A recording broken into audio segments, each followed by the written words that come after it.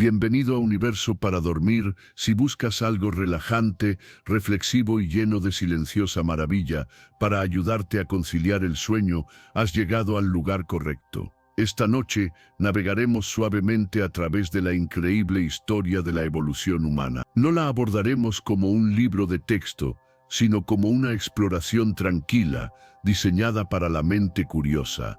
Su objetivo es aquietar tus pensamientos y facilitarte el descanso mientras exploramos cómo surgió nuestra especie. Desde primates que vivían en los árboles hasta fabricantes de herramientas, iniciadores de fuego y observadores de estrellas, es una historia contada en huellas y fósiles, en huesos y en el ADN que se extiende a lo largo de millones de años. Y te la contamos en voz baja, solo para ti.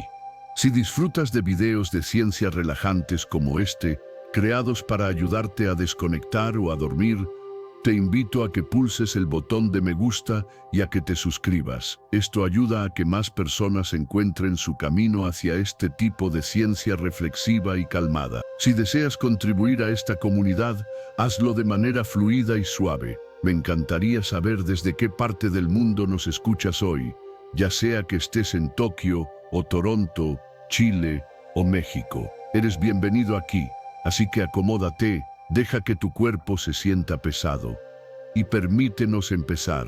Imagina la Tierra hace unos 66 millones de años, cerca del final del periodo Cretácico. Los dinosaurios aún gobernaban la Tierra. Gigantescos reptiles marinos nadaban en los océanos y los cielos se llenaban con las alas coriáceas de los pterosaurios. Los mamíferos también existían, pero solo en las sombras. Eran pequeños, de sangre caliente, en su mayoría nocturnos, que se escabullían bajo los pies, evitando a los depredadores, sobreviviendo a duras penas en un mundo que aún no estaba hecho para ellos. Pero luego, en un instante medido por el tiempo geológico, todo cambió.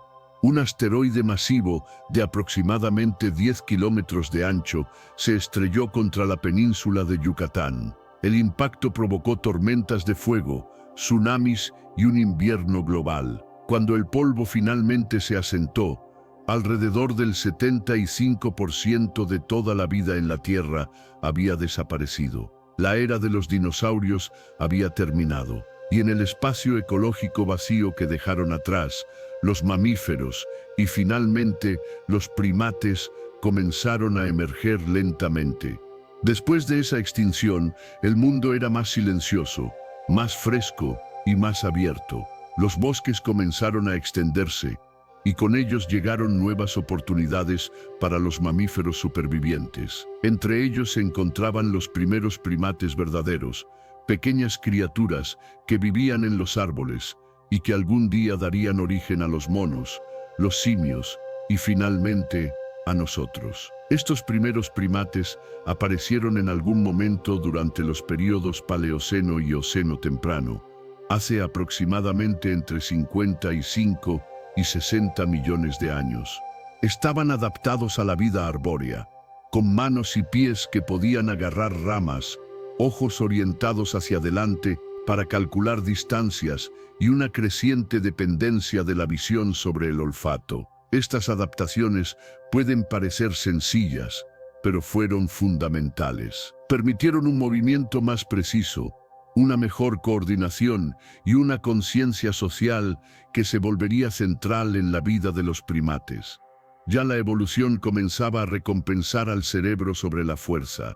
Si observamos el registro fósil de esta época, encontramos animales como Plesiadapis, uno de los primeros mamíferos conocidos parecidos a primates, con extremidades flexibles y grandes cuencas oculares. Luego, un poco más tarde, aparecen criaturas como Adapis y Notharctus, parte de un grupo llamado Adapiformes, que se asemejan a los lémures modernos. Estos primeros primates no eran ancestros directos de los humanos, pero eran parte de la radiación primate más amplia, la lenta y ramificada diversificación de especies que se adaptaban a la vida arbórea. Muchos de ellos no eran más grandes que una ardilla, pero dentro de sus pequeños cráneos, el cerebro estaba creciendo. en particular las partes responsables de procesar la información visual, el comportamiento social y el control motor. La evolución estaba sentando las bases neurológicas para lo que un día se convertiría en el uso de herramientas, el lenguaje y el pensamiento. Con el paso del tiempo, algunos primates permanecieron nocturnos, como los tarseros modernos, mientras que otros se activaron durante el día, un cambio que probablemente impulsó mayores mejoras en la visión y la complejidad cerebral. Con la luz del día llegaron nuevos desafíos y oportunidades, mejores fuentes de alimento, nuevos depredadores y vidas sociales más ricas. Vivir en los árboles requería coordinación, pero vivir en grupo exigía inteligencia. La navegación no se trataba solo de espacio, se convirtió en algo social. ¿Quién es dominante? ¿Quién es digno de confianza? ¿Quién recuerda dónde madura primero la fruta? Los cerebros de los primates crecieron no solo para resolver problemas físicos, sino también sociales. Y así, incluso decenas de millones de años antes de que los humanos caminaran sobre la Tierra, la presión evolutiva para pensar, comunicarse y empatizar ya estaba moldeando a nuestros ancestros distantes. Cuando llegamos al Mioceno, hace unos 23 millones de años, los primates se habían diversificado drásticamente. Esta fue la era de los simios, un momento en que el planeta era más cálido y densos bosques se extendían por África, Europa y Asia. Decenas de especies de simios prosperaron durante este periodo, muchas de ellas ya extintas. No eran monos, sino primates más grandes y sin cola, criaturas más estrechamente relacionadas con nosotros. Se balanceaban entre los árboles con brazos fuertes y hombros flexibles, y algunos comenzaban a experimentar con movimientos más basados en el suelo. Entre ellos había un amplio elenco de experimentos evolutivos: Proconsul, Dryopithecus, Civapithecus, Uranopithecus. Algunos probablemente fueron ancestrales de los simios modernos, mientras que otros fueron callejones sin salida evolutivos. Pero cada uno dejó pistas en la forma ósea, en las proporciones de las extremidades y en el desgaste dental sobre la lenta transición del dosel del bosque al suelo abierto. Uno de los fósiles más intrigantes de esta época es Civapithecus, encontrado en lo que hoy es la India y Pakistán. Su rostro se parece mucho al de los orangutanes modernos, con una mandíbula proyectada y ojos muy separados. Mientras tanto, en Europa, Dryopithecus tenía proporciones de extremidades que sugieren que podía braquiar, balancearse de rama en rama, como lo hacen hoy los gibones y chimpancés. Luego está Uranopithecus, descubierto en Grecia, que algunos paleoantropólogos propusieron una vez como posible ancestro de los simios africanos y los humanos, aunque esa afirmación sigue siendo objeto de debate. El registro fósil aquí es tentador pero fragmentario: mandíbulas dispersas, dientes, esqueletos parciales. Sin embargo, estos fragmentos susurran sobre un mundo donde la selección natural estaba ajustando los planes corporales, adaptando a los primates a nuevas ecologías y pavimentando gradualmente el camino hacia el linaje humano. En medio de este rico panorama evolutivo, algo comenzó a cambiar en África Oriental. El cambio climático, siempre un poderoso escultor de la vida, comenzó a abrir el dosel del bosque. Las selvas tropicales dieron paso a zonas boscosas irregulares y sabanas en expansión. Con menos árboles llegaron nuevas presiones, distancias más largas entre las fuentes de alimento, mayor exposición a los depredadores y la necesidad de moverse eficientemente por terreno abierto. Es en este entorno cambiante donde comenzaron a aparecer los primeros homínidos, nuestros ancestros directos. Aún no eran humanos, ni siquiera se acercaban, pero eran primates que comenzaban a experimentar con un rasgo muy inusual: caminar erguidos. Y ese único cambio, el bipedismo, sentaría las bases para todo lo que siguió. El cambio al bipedismo es una de las transiciones más importantes y misteriosas de nuestra historia evolutiva. Caminar sobre dos piernas libera las manos para transportar y manipular objetos y permite un viaje energéticamente eficiente a través de largas distancias. Pero también conlleva desventajas: una velocidad de carrera más lenta, una mayor tensión en la zona lumbar y las rodillas, y complicaciones en el parto debido a la remodelación de la pelvis. Entonces, ¿por qué evolucionó? No hay una sola respuesta. Algunos investigadores señalan las ventajas de llevar comida o bebés. Otros enfatizan la termorregulación. Estar de pie reduce la exposición al sol y ayuda al cuerpo a mantenerse fresco en la sabana abierta. Otros sugieren que el bipedismo fue útil para escanear el horizonte en busca de peligro o incluso para caminar por aguas poco profundas en busca de alimento. Es probable que fuera una combinación de estas presiones interactuando durante millones de años lo que empujó a nuestros ancestros a ponerse de pie. El homínido más antiguo conocido que muestra signos claros de bipedismo es Sahelanthropus chadensis, descubierto en Chad y datado hace unos 7 millones de años. Su cráneo combina características primitivas, como un cerebro pequeño, con una cara sorprendentemente plana y un foramen magnum. El orificio por donde la médula espinal sale del cráneo, posicionado de una manera que sugiere una postura erguida. No muy lejos está Orrorin-tugenensis, encontrado en Kenia y datado hace alrededor de 6 millones de años. Su fémur insinúa la marcha erguida, aunque la evidencia fósil es fragmentaria. Luego viene Ardipithecus ramidus o Ardi, descubierto en Etiopía y datado hace aproximadamente 4,4 millones de años. La anatomía de la pelvis y el pie de Ardi muestra una fascinante mezcla de rasgos, adaptados para caminar sobre el suelo, pero aún capaces de trepar a los árboles con un dedo gordo del pie prensil. Estas especies no caminaban como nosotros. Su paso era torpe para los estándares modernos, pero claramente estaban experimentando con la bipedestación, y eso fue suficiente para distinguirlos. Con el surgimiento del bipedismo vino una cascada de cambios evolutivos. La forma de la columna se curvó para soportar la postura erguida. La pelvis se acortó y ensanchó para estabilizar el peso. El pie se arqueó y el dedo gordo se alineó con los demás para impulsarse desde el suelo. Incluso las manos cambiaron. Al no ser ya necesarias para la locomoción, quedaron disponibles para la manipulación fina, el uso de herramientas y finalmente la expresión simbólica. El bipedismo no solo alteró el cuerpo, cambió la forma en que nuestros ancestros interactuaban con el mundo. Abrió nuevos nichos ecológicos, hizo posible viajar largas distancias y quizás lo más importante, comenzó a desviar el equilibrio de la supervivencia de la fuerza bruta hacia la adaptabilidad, la observación y el aprendizaje compartido. Hace unos 4 millones de años, el paisaje de África Oriental fue el hogar de un nuevo tipo de homínido, Australopithecus. Estos parientes humanos tempranos eran completamente bípedos, aunque aún conservaban algunos rasgos de su ascendencia arbórea.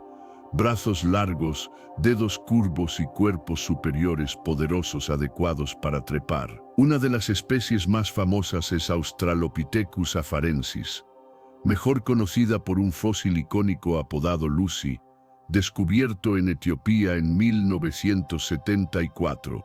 Lucy medía poco más de 1 metro de altura, con un cerebro pequeño y una estructura esbelta. Su pelvis y articulaciones de la rodilla mostraban adaptaciones inconfundibles para caminar erguida, mientras que sus omóplatos y dedos insinuaban que todavía pasaba tiempo en los árboles. Esta mezcla de rasgos captura un tema clave en la evolución humana. El cambio no ocurre de repente. Nuestros ancestros eran mosaicos, en parte simios, en parte humanos, uniendo dos mundos a la vez. Lucy vivió hace alrededor de 3,2 millones de años, pero no estaba sola. Se han encontrado fósiles de Australopithecus afarensis en todo el este de África, desde Hadar en Etiopía hasta Laetoli en Tanzania. En Laetoli, conservado en ceniza volcánica, los investigadores descubrieron algo notable, un conjunto de huellas de homínidos datadas hace unos 3,6 millones de años. Estas impresiones muestran un paso bípedo completo, con un arco y un dedo gordo apuntando hacia adelante, no muy diferente al nuestro. Probablemente fueron dejadas por un pequeño grupo que caminaba junto, quizás una familia. Por un momento, el pasado cobra vida, humanos primitivos, moviéndose por un paisaje tranquilo, dejando sombras en la piedra. Estas huellas se encuentran entre la evidencia directa más antigua de la marcha erguida. No solo huesos, sino comportamiento capturado en un instante, congelado para la eternidad. A medida que las especies de Australopithecus continuaron diversificándose, comenzaron a ocupar una gama más amplia de hábitats. Los fósiles sugieren que vivieron en zonas boscosas, pastizales abiertos y todo lo demás. Probablemente comían una dieta variada de frutas, hojas, semillas e insectos u ocasionales animales pequeños. Sus dientes estaban adaptados para masticar material vegetal duro, con esmalte grueso y mandíbulas fuertes. Esta flexibilidad en la dieta puede haber sido una de sus mayores ventajas evolutivas. En un clima cambiante, la capacidad de comer muchas cosas y vivir en muchos lugares suele ser más valiosa que cualquier especialización individual. El Australopithecus todavía no construía herramientas ni fuego, pero estaba sentando las bases para lo que vendría después: infancias más largas, lazos sociales más fuertes y finalmente los primeros humanos. Hace alrededor de 2,8 millones de años, ocurrió un cambio sutil pero crítico en el registro fósil. En las mismas regiones de África Oriental que una vez estuvieron habitadas por Australopithecus, comenzó a aparecer un nuevo tipo de homínido, uno con un cerebro ligeramente más grande, dientes más parecidos a los humanos y manos más adecuadas para el agarre de precisión. Estos fósiles marcan la aparición del género Homo, y con él el amanecer del linaje humano.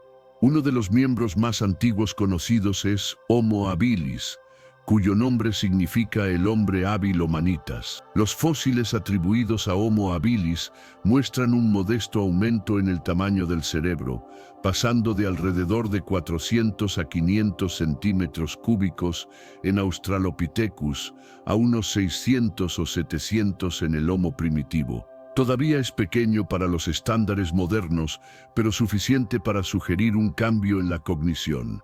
Y cerca, a menudo en las mismas capas de sedimento, los arqueólogos comenzaron a encontrar algo nuevo: herramientas de piedra. Las primeras herramientas eran simples, solo lascas golpeadas de un núcleo, con bordes afilados y útiles para cortar carne o raspar pieles. Estas herramientas antiguas, llamadas así por la garganta de Olduvai en Tanzania, representan un avance cognitivo. Sus fabricantes no solo reaccionaban al mundo, lo estaban moldeando. La fabricación de herramientas requiere planificación, precisión y la capacidad de mantener una idea en la mente, ver una roca no como es, sino como podría ser. Con estas herramientas, los primeros humanos podían acceder a nuevas fuentes de alimento, carroñar carne de carcasas, abrir huesos para obtener médula y cortar fibras vegetales duras. La dieta se hizo más rica y densa en energía. Y la energía, en la economía evolutiva, es combustible para el cerebro. Con una mejor dieta y más cooperación social, el cerebro continuó creciendo, no rápidamente, sino constantemente, generación tras generación. Cuando llegamos a Homo erectus, hace alrededor de 2 millones de años, el tamaño del cerebro casi se había duplicado de nuevo, alcanzando unos 900 centímetros cúbicos o más. Pero Homo erectus no solo tenía un cerebro más grande, tenía un cuerpo nuevo, más alto, más proporcionado al nuestro, construido para caminar y correr de resistencia. Esta era una especie en movimiento. Se han encontrado fósiles de Homo erectus en África, Oriente Medio, India, China e Indonesia. Fueron los primeros homínidos en abandonar África en grandes cantidades, adaptándose a nuevos climas y ecosistemas. y donde quiera que fueran, trajeron consigo sus herramientas, su fuego y los inicios de algo que ahora llamamos cultura. Homo erectus es una especie clave, no solo por su dispersión geográfica o longevidad, sino por lo que nos dice sobre la mente de los primeros humanos. Vivían en pequeños grupos cooperativos, probablemente se comunicaban mediante vocalizaciones y gestos, e incluso pueden haber tenido los inicios de un protolenguaje. Sus herramientas evolucionaron más allá de las básicas, las casoldubayenses, a lo que se conoce como la tradición achelense. Grandes hachas de mano y hendedores en forma de lágrima, tallados por ambos lados, simétricos y consistentes en vastas regiones. Estas herramientas no eran solo prácticas. Mostraban previsión y preferencia estética. Algunas están tan finamente hechas que pudieron haber sido utilizadas para exhibición o ritual. La aparición de la estandarización sugiere la enseñanza, que las habilidades se transmitían a través de la observación y la imitación. Esto no era solo supervivencia, era tradición. Quizás aún más transformador que sus herramientas fue su dominio del fuego. La evidencia de sitios como Koubi Fora en Kenia, Sukhothai en China y la cueva Wonderwork en Sudáfrica apunta al uso controlado del fuego por Homo erectus hace tan solo 1,5 millones de años. El fuego cambió todo. Permitió a los homínidos cocinar los alimentos, liberando más calorías y reduciendo el tiempo de masticación. Proporcionó calor por la noche, seguridad contra los depredadores y un lugar central para reunirse. Alrededor del fuego, los lazos sociales se profundizaron. Se pudieron compartir historias, aunque aún no en lenguaje completo. Se enseñaron habilidades, se dividió la carne, se hicieron alianzas. El fuego extendió el día hasta la noche y con él el alcance del pensamiento humano. Este control sobre la energía, tanto física como social, pudo haber remodelado más que el comportamiento. Cocinar probablemente influyó en nuestra biología. Con el tiempo, nuestras mandíbulas se hicieron más pequeñas, nuestros intestinos más cortos y nuestros dientes menos robustos. La contrapartida fue más energía desviada al cerebro. El fuego en este sentido no era solo una herramienta, era un circuito de retroalimentación. Cuanto más cocinábamos, mejor nutríamos nuestros cuerpos, más capacidad cerebral podíamos mantener y más sofisticada podía volverse nuestra cultura. Y todo esto, la migración, la fabricación de herramientas, el fuego, la cooperación, sucedió antes de que Homo sapiens siquiera existiera. El camino hacia los humanos modernos no fue un salto repentino, sino una serie de lentos pasos transformadores, cada uno construyendo sobre lo que vino antes. A medida que Homo erectus se extendió por los continentes, la evolución no se detuvo, se ramificó. Las poblaciones aisladas se adaptaron a diferentes climas, ecosistemas y desafíos. En algunas regiones, Homo erectus dio lugar a nuevas especies, cada una experimentando con la forma humana de maneras ligeramente diferentes. En Europa, hace unos 800.000 años, surgió Homo heidelbergensis, un homínido grande con un cráneo de aspecto más moderno y una estructura robusta. En África, poblaciones similares a veces se consideran Homo erectus tardío u Homo sapiens primitivo.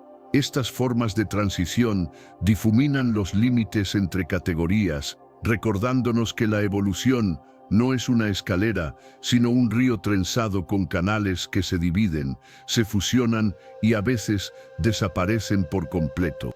Homo heidelbergensis es especialmente importante porque parece ser el ancestro común tanto de los neandertales como de los humanos modernos. Esta especie cazaba grandes animales, probablemente utilizando lanzas de madera con puntas afiladas. En sitios como Schöningen en Alemania, los arqueólogos han encontrado lanzas de más de 2 metros de largo, cuidadosamente equilibradas y puntiagudas, evidencia de un diseño deliberado. También vivían en refugios, controlaban el fuego y pueden haber usado pigmentos y formas tempranas de comportamiento simbólico. El tamaño promedio del cerebro En Homo heidelbergensis superaba los 1.200 centímetros cúbicos, casi tan grande como el nuestro. Esto no era solo un prímate inteligente. Era un ser con previsión, cooperación y quizás incluso rituales primitivos. De Homo heidelbergensis surgieron dos ramas evolutivas principales. En Europa y Asia Occidental, un linaje dio origen a los neandertales, Homo neanderthalensis, mientras que en África, otro dio origen a Homo sapiens. Estos primos pasarían a coexistir, competir y cruzarse, pero durante mucho tiempo se desarrollaron en paralelo. Los neandertales, que surgieron hace alrededor de 400.000 años, eran humanos adaptados al frío, más bajos, más robustos, con narices grandes y pechos anchos. Sus esqueletos hablan de fuerza y resiliencia. Cazaban mamuts y rinocerontes, vivían en cuevas y enterraban a sus muertos. Y si bien durante mucho tiempo han sido retratados como brutos o simples, la evidencia cuenta una historia diferente. Los neandertales fabricaban joyas, usaban ocre, construían estructuras y cuidaban de sus heridos. No eran humanos fallidos, eran otra versión de nosotros. Mientras tanto, en África, otro linaje de homínidos estaba tomando forma, uno que eventualmente se convertiría en nosotros. Los fósiles más antiguos, claramente atribuibles a Homo sapiens, datan de hace alrededor de 300.000 años y fueron encontrados en un sitio llamado Jebel Irhoud en Marruecos. Estos primeros humanos tenían una mezcla de rasgos modernos y arcaicos, una cara relativamente plana, una caja cerebral grande y extremidades esbeltas, pero también arcos superciliares robustos y cráneos alargados. Es un recordatorio de que la evolución no produce productos terminados de una sola vez. Los primeros Homo sapiens eran parte de un espectro más amplio de diversidad humana. Sus cerebros eran tan grandes como los nuestros, pero su comportamiento aún estaba surgiendo. Usaban herramientas de piedra, cazaban cooperativamente y recolectaban plantas. Pero los signos del pensamiento simbólico, de la cultura y la abstracción, aún eran débiles, esperando profundizarse. Durante decenas de miles de años, Homo sapiens vivió exclusivamente en África, compartiendo el continente con otros homínidos, como Homo naledi, y quizás grupos aislados de Homo erectus. Estos primeros humanos se adaptaron a diversos paisajes, bosques, desiertos, tierras altas y costas. Los estudios genéticos sugieren que nuestra especie no surgió de una única población aislada, sino de una red de grupos interconectados repartidos por África. Esta idea, llamada el modelo panafricano, propone que Homo sapiens emergió gradualmente a través de la mezcla y el movimiento de muchas poblaciones. Cada una contribuyó con rasgos que se convertirían en parte de nuestra herencia compartida. La historia humana, incluso en su origen, fue una historia de movimiento, intercambio y complejidad. No fue hasta hace unos 70.000 años que los humanos modernos comenzaron a abandonar África en grandes cantidades. Aún se debate qué desencadenó esta migración: cambios climáticos, presiones demográficas o quizás avances culturales y tecnológicos que hicieron posible viajar largas distancias. Cualquiera que fuera la causa, Homo sapiens comenzó a extenderse, primero hacia Oriente Medio, luego a Europa, Asia y finalmente a los rincones lejanos de la Tierra. A medida que nos expandimos, encontramos otros homínidos, siendo los más famosos los neandertales en Europa y Asia Occidental. Y cuando los encontramos, no solo competimos, sino que nos cruzamos. Hoy en día, la mayoría de las personas de ascendencia no africana portan entre el 1 y el 2% de ADN neandertal. En partes de Asia y Oceanía, la gente también lleva rastros de otro primo misterioso, los denisovanos, conocidos principalmente por unos pocos huesos y dientes encontrados en una cueva en Siberia. La expansión de Homo sapiens por todo el mundo no fue solo una historia de movimiento. Fue una revolución cognitiva, Hace alrededor de 50.000 años, la evidencia arqueológica comienza a mostrar una rápida expansión del comportamiento simbólico y creativo. En África encontramos cuentas hechas de conchas perforadas, ocre tallado con patrones geométricos y talleres de pigmentos para producir tintes rojos y amarillos. En Europa, poco después de la llegada de los humanos modernos, cuevas como Chauvet y Lascaux florecen con arte. Pinturas de caballos, leones, mamuts y manos estampadas en la piedra, que atraviesan el tiempo. En Indonesia aparece arte similar, dibujos de cerdos salvajes e híbridos de animal y humano grabados en pigmento rojo. Estas no eran decoraciones, eran expresiones, símbolos de memoria, identidad, quizás incluso de mito. Este estallido de cultura simbólica, a veces llamado la Revolución del Paleolítico Superior, a menudo se considera el momento definitorio de la singularidad humana, pero probablemente no sucedió de la noche a la mañana. La base cognitiva se sentó durante cientos de miles de años, moldeada por el lenguaje, la complejidad social y el pensamiento cada vez más abstracto. Lo que cambió es que estas habilidades comenzaron a externalizarse. Las ideas ya no eran solo habladas o gesticuladas. Fueron pintadas, talladas, pasadas de mente a mente, no solo por la voz, sino por el artefacto. Aquí es cuando la cultura se volvió verdaderamente acumulativa, cuando el conocimiento podía refinarse, agregarse, ser recordado por el grupo en lugar de por el individuo. A partir de este momento, la evolución humana ya no sería impulsada únicamente por los genes, sino por las ideas. Con esta explosión de cognición llegaron nuevas formas de vida. Nuestros ancestros comenzaron a construir refugios más complejos, a crear ropa a medida con agujas de hueso y a gestionar paisajes con fuego. Desarrollaron identidades regionales, diferentes tipos de herramientas, adornos, rituales. Las prácticas funerarias se hicieron más elaboradas, sugiriendo la creencia en una vida después de la muerte o reverencia por los muertos. Este es también el momento en que los humanos comenzaron a cruzar a entornos que habrían sido imposibles sin planificación y coordinación. Tundras árticas, mesetas de gran altitud y finalmente el océano abierto. Hace unos 45.000 años, los humanos llegaron a Australia, probablemente utilizando balsas o botes sencillos. Esto requirió más que herramientas, requirió imaginación, la capacidad de imaginar lugares nunca vistos, de confiar en las historias, de prepararse para un viaje guiado solo por las estrellas y el viento.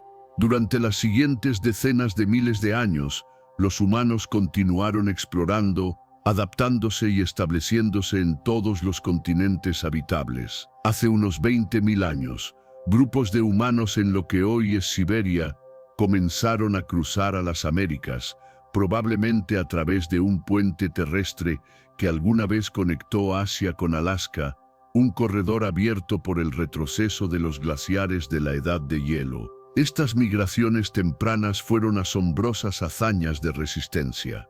Implicaron no solo la supervivencia física en paisajes helados, sino un profundo conocimiento ecológico, saber dónde encontrar refugio, cuándo seguir a las manadas, cómo conservar los alimentos. En solo unos pocos milenios, los humanos se habían extendido por las Américas, desde la tundra de Canadá hasta las selvas tropicales del Amazonas y las montañas de los Andes.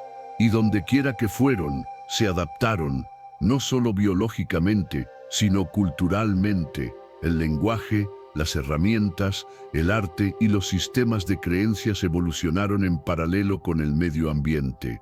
Esta capacidad de adaptación fue la mayor ventaja evolutiva de nuestra especie. A diferencia de otros homínidos, cuyas herramientas y comportamientos permanecieron relativamente estables durante cientos de miles de años, Homo sapiens prosperó con el cambio. En el Ártico, los humanos aprendieron a cazar focas y caribúes, a construir refugios aislados, a confeccionar parcas con pieles de animales. En las islas del Pacífico se convirtieron en maestros navegantes, leyendo las mareas, las estrellas y los patrones de las nubes para viajar a través de miles de kilómetros de océano abierto. En los desiertos encontraron y almacenaron agua, rastrearon la caza a través de vastas extensiones vacías y moldearon estructuras sociales para hacer frente a la escasez. Ningún otro animal en la Tierra ha vivido con éxito en una gama tan asombrosa de condiciones. Nuestras herramientas evolucionaron, sí, pero lo que es más importante, también lo hicieron nuestras ideas. Y sin embargo, a pesar de toda nuestra diversidad, seguimos siendo una sola especie. Desde los bosques de Borneo hasta las tierras altas de Perú, el núcleo de lo que nos hizo humanos se mantuvo igual. La capacidad de aprender unos de otros, de contar historias, de imaginar cosas que aún no existían. Esta infraestructura cognitiva compartida, flexible, simbólica, socialmente afinada, es lo que permitió que pequeñas bandas de forrajeadores se convirtieran en constructores de aldeas y finalmente en habitantes de ciudades. Pero ese salto aún estaba lejos. Durante la mayor parte de nuestra historia, vivimos como cazadores-recolectores, pequeños, móviles, igualitarios. Seguimos los ritmos de la tierra. Nos adaptamos a las estaciones y llevamos nuestras pertenencias a cuestas. Y a pesar del romanticismo de la civilización moderna, esta forma de vida fue notablemente sostenible. Durante casi el 95% de la existencia humana, vivimos en estrecha relación con la naturaleza, entre nosotros y con el tiempo mismo. Luego, hace unos 12.000 años, algo comenzó a cambiar, lenta, desigual y no de una sola vez. En algunas regiones dispersas del mundo, la gente dejó de moverse. Comenzaron a quedarse más tiempo en ciertos lugares, regresando año tras año a valles de ríos, llanuras aluviales fértiles y orillas de lagos ricas en pescado y caza. Algunos de estos lugares ofrecían abundantes granos silvestres, otros mantenían densas poblaciones de animales. Con el tiempo, la gente comenzó a plantar semillas deliberadamente. Empezaron a proteger ciertas parcelas de tierra, a cuidar el suelo y a seleccionar plantas que fueran más fáciles de cosechar. Este fue el nacimiento de la agricultura y con ella, la revolución neolítica. No sucedió en todas partes. Durante miles de años, la agricultura y la recolección coexistieron, pero donde se afianzó, remodeló el mundo humano por completo. Los primeros centros conocidos de agricultura aparecieron en el creciente fértil de Oriente Medio, una región en forma de media luna que abarca partes de lo que hoy es Irak, Siria, Turquía e Irán. Aquí, el trigo y la cebada se encontraban entre los primeros cultivos domesticados, junto con las lentejas, los guisantes y el lino. Animales como cabras y ovejas también fueron domesticados, seguidos más tarde por el ganado vacuno y los cerdos. Desarrollos similares se produjeron de forma independiente en otras partes del mundo. Arroz y mijo en China, ñames y palma de aceite en África Occidental, maíz y calabaza en Mesoamérica, patatas y quinoa en los Andes. Cada región tenía su propio camino, su propio conjunto de plantas y animales, pero el patrón era el mismo. Con la agricultura llegaron los excedentes de alimentos y con los excedentes llegó el asentamiento. Los asentamientos permanentes lo cambiaron todo. La gente construyó casas de adobe y madera, cavaron canales de riego, almacenaron grano en vasijas de barro y tejieron cestas y telas. A medida que las aldeas crecieron, también lo hizo la densidad de población, y con ella la complejidad de la vida social. El trabajo se especializó. Algunas personas cultivaban, otras fabricaban herramientas, o tejían, o dirigían rituales. Surgieron jerarquías sociales. La propiedad de la tierra y la herencia tomaron forma. Los ritmos de la vida cambiaron del ritmo flexible de la recolección a las rutinas estructuradas de la siembra y la cosecha. El tiempo se hizo medible, ligado a las estaciones, y con más personas viviendo muy cerca, surgieron nuevos desafíos: saneamiento, enfermedades, competencia por los recursos. Los humanos habían entrado en una nueva fase de evolución, ya no biológica, sino cultural.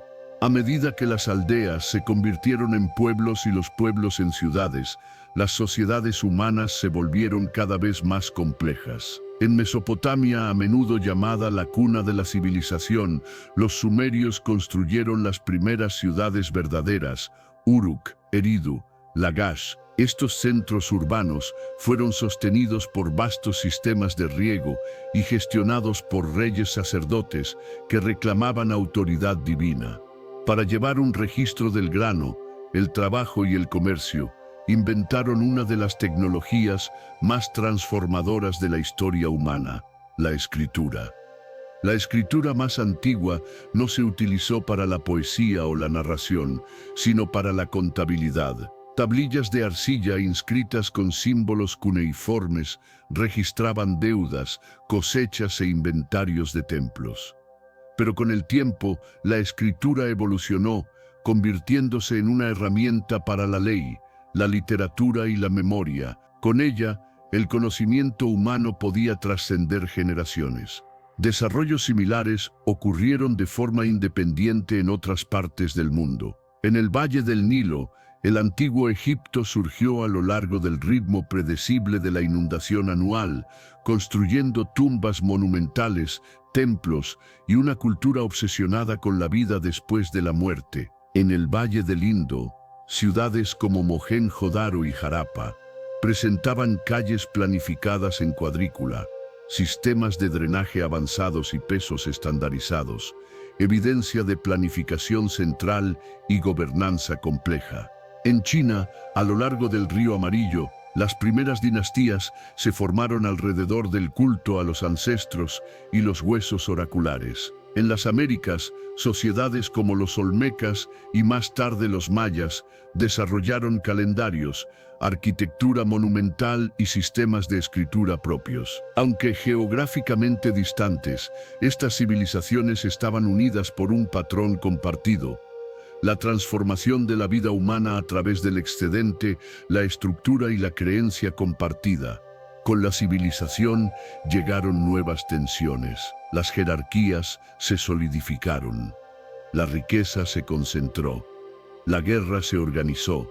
Las estructuras patriarcales, que eran menos pronunciadas en las pequeñas bandas de forrajeadores, se hicieron más rígidas. La mano de obra humana se aprovechó a escala masiva, a menudo de forma desigual: esclavitud, impuestos, conquista. Estos sistemas surgieron no porque los humanos se volvieran repentinamente más violentos o codiciosos, sino porque las sociedades más grandes y complejas requerían control y coordinación.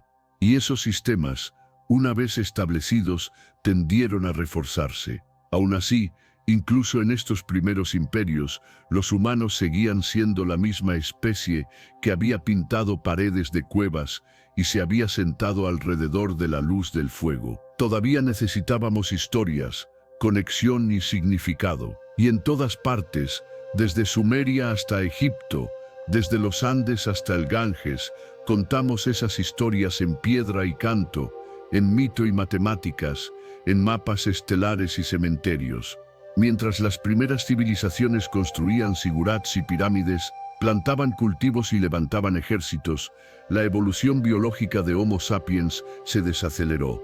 Nuestros genes cambiaron, por supuesto, adaptándose gradualmente a dietas, altitudes y presiones de enfermedades. Pero los cambios más dramáticos ahora eran culturales. La evolución se había movido del ritmo lento de la mutación al rápido giro de la invención. En solo unos pocos miles de años, un parpadeo en el tiempo evolutivo, los humanos desarrollaron la metalurgia, las matemáticas, los barcos de vela y los relojes de sol. Construyeron redes comerciales que se extendían a través de desiertos y mares. Mapearon las estrellas, idearon calendarios, registraron leyes y comenzaron a preguntarse más profundamente sobre su lugar en el cosmos. Esto no fue solo un avance tecnológico, fue una transformación del pensamiento. Por primera vez, grandes poblaciones podían organizarse en torno a ideas abstractas, dioses, naciones, filosofías e imaginar futuros mucho más allá de la próxima cosecha. A pesar de la distancia geográfica, estas evoluciones culturales a menudo se paralelizaron. En Grecia, pensadores como Pitágoras y Aristóteles intentaron explicar el mundo a través de la razón y la observación. En la India, los filósofos desarrollaron sofisticados sistemas de lógica, cosmología y ética. En China, el confucianismo y el taoísmo ofrecieron visiones contrapuestas de la armonía social y el orden natural. En Oriente Medio, los matemáticos de Babilonia calcularon los ciclos lunares y las raíces cuadradas siglos antes de Euclides. Las herramientas de la civilización, la escritura, el registro, la medición, se convirtieron en herramientas de reflexión.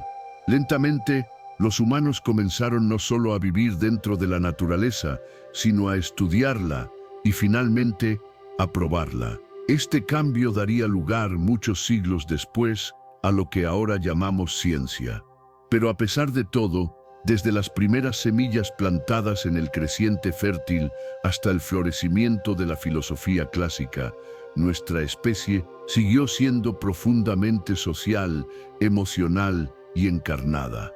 Amamos, lloramos, bailamos y soñamos. Formamos familias, hicimos música y contamos historias mucho antes de construir ciudades o calcular eclipses. La evolución nos había dado la materia prima, grandes cerebros, manos diestras, la capacidad de lenguaje, pero fue la cultura acumulativa, inventiva, infinitamente adaptable, la que nos convirtió en lo que somos hoy. Y aunque a menudo hablamos de los primeros humanos como si hubieran desaparecido, su legado no está solo en nuestros huesos, está en cada palabra que hablamos, cada herramienta que usamos, cada símbolo que portamos. El pasado no está detrás de nosotros, está dentro de nosotros. En términos evolutivos, incluso el surgimiento de imperios y religiones globales es reciente. La República Romana, la dinastía Han, los reinos de Nubia y Aksum. Todos estos florecieron en los últimos pocos miles de años. La agricultura, la escritura, la metalurgia e incluso las ciudades son solo fragmentos en el borde de una línea de tiempo que se extiende hacia atrás millones de años. Si el lapso completo de la evolución humana se comprimiera en un día de 24 horas, la historia registrada comenzaría solo en los últimos segundos antes de la medianoche. Y sin embargo, esos segundos finales han transformado el planeta, la invención de la imprenta, los viajes de exploración, el nacimiento de la ciencia moderna, el surgimiento del poder industrial. Con cada nuevo descubrimiento, nuestra especie remodeló el mundo, a menudo más rápido de lo que podíamos comprender las consecuencias. Los últimos siglos han traído cambios más rápidos de lo que la evolución puede seguir. Nuestras dietas, nuestros ciclos de sueño, nuestras estructuras sociales, todos ahora llevan la huella de la tecnología. Volamos a través de océanos, nos comunicamos a través de continentes y almacenamos más información en silicio que en sinapsis. De muchas maneras, hemos diseñado nuestro propio entorno, creando espacios donde la selección natural opera de manera diferente, si es que lo hace. La medicina ha alterado la supervivencia y la reproducción. Y sin embargo, seguimos siendo seres biológicos construidos para un ritmo antiguo. Nuestras respuestas al estrés todavía nos preparan para los depredadores. Nuestro antojo de azúcar y grasa se remonta a una época de escasez. En nuestros momentos más modernos, llevamos los ecos de la vida del Pleistoceno. Esta falta de coincidencia entre las mentes antiguas y los entornos modernos ha provocado tanto innovación como inestabilidad. Hemos curado enfermedades que alguna vez se pensaron que eran castigos divinos, pero hemos creado nuevas epidemias de enfermedades crónicas. Hemos conectado el mundo, pero también hemos provocado ansiedad, aislamiento y desinformación. Hemos construido máquinas para calcular y automatizar, y ahora nos preguntamos qué queda de exclusivamente humano. Pero quizás esta es la siguiente fase de nuestra historia: aprender a vivir con las consecuencias de nuestro propio éxito. La evolución no se ha detenido, simplemente ha pasado de la selección natural a la retroalimentación cultural. Y ahora, por primera vez en la historia, el destino de nuestra especie puede depender no solo de a qué nos adaptamos, sino de lo que elegimos.